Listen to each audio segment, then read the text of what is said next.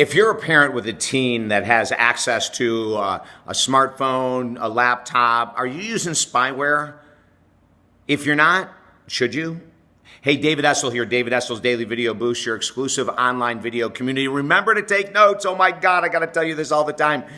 Don't trust your brain. You can't remember this stuff. There's too much going on in the world. And then do one thing today maybe you'd rather not do. So I was recently interviewed on ABC TV about this brand new Cosmopolitan magazine, Snapchat Marriage, where they're doing this sex Snapchat live every Friday at 6 p.m. It's called Cosmo After Dark. And when the interviewer from ABC contacted me and said, "What are your thoughts on this?" I almost flipped out. I said, "I can't believe it." Cosmopolitan magazine and Snapchat. Snapchat is one of the most popular apps for teenagers in the world today, are doing an after dark Snapchat at 6 p.m. on Friday nights. Listen, I think it's insane. There's no way that Snapchat and or Cosmo can be thinking clearly when they're doing something at 6 o'clock at night that's called after hours. This should be, in my opinion, only after 11 p.m. So I was mystified. But during the interview, I said to the host this: listen, parents can't control what Cosmo does, what Snapchat does, but you can control what your children do. And the only way that you can be proactive versus reactive is to put spyware on your kid's phone and computer, and I highly endorse. If your children are under 18 and they live at home, you should have spyware. You should be checking their conversations. You should be checking their Facebook, Instagram accounts. You should be following them. Is that snooping? No, it's called being a proactive parent.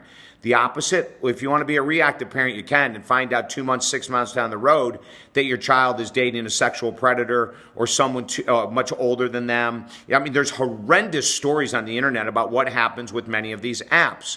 Do not walk into this blindly. If you want, complain to Cosmo, complain to Snapchat. I think it's insanity, but you have control.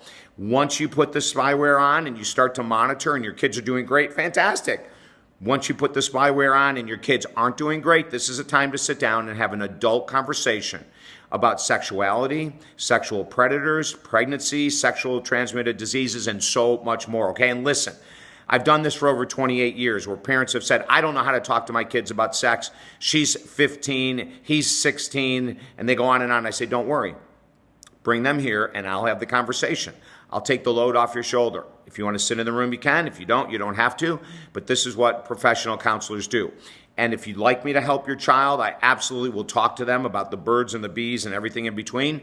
And if you don't, you want to use a different counselor or a minister or a coach, go ahead and do it. But don't be naive.